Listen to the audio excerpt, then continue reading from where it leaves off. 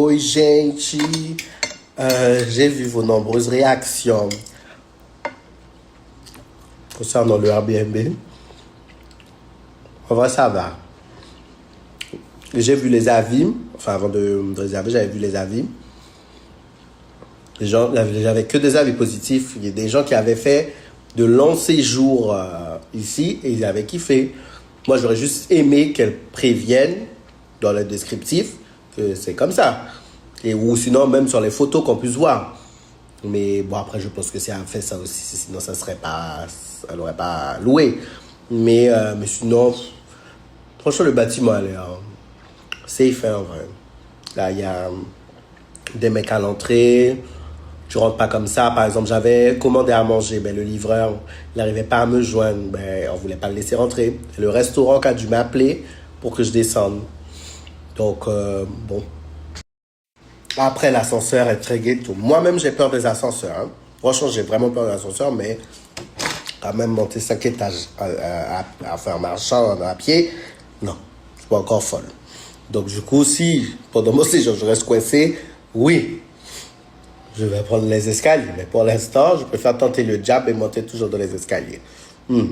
Mais sinon, c'est calme, il n'y a pas de bruit.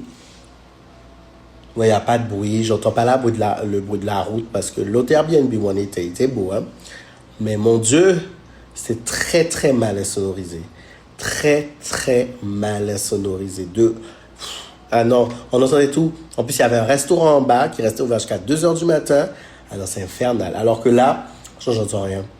J'entends rien. Franchement. Et je vous promets, c'était le moins cher de Airbnb. Après, comme je vous l'ai dit, je suis très très bien situé. Mais voilà. Et je sais pas pourquoi ça a enlevé la story où je mettais le prix le même Airbnb. Parce que je vous ai dit, je payais 1400 le mois de janvier. Mais en février, le même Airbnb passe à 5000 €. 5000 € pour le mois de février. Bien sûr, je n'ai pas pris. Donc, voilà.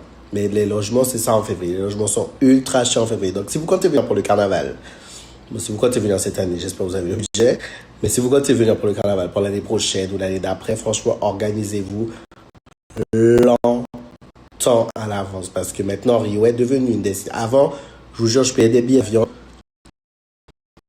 400 € pour venir à Rio.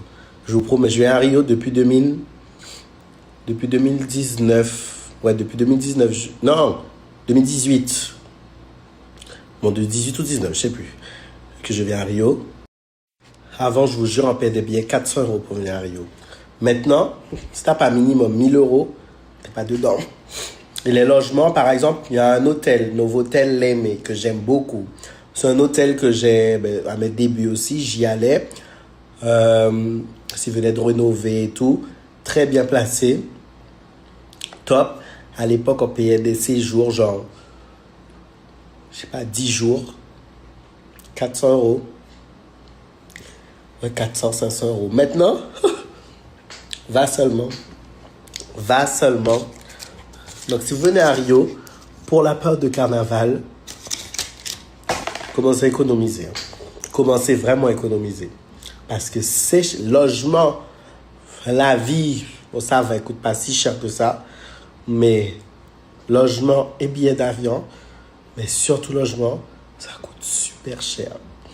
C'est même plus cher que le nôtre. La dame chez qui on était, enfin le Airbnb, le premier Airbnb, quand on a fait les fêtes avec les autres, elle m'a dit que en février, elle a loué une semaine 15 000 réals. 15 000 réals, ça fait environ 2500 €. Une semaine.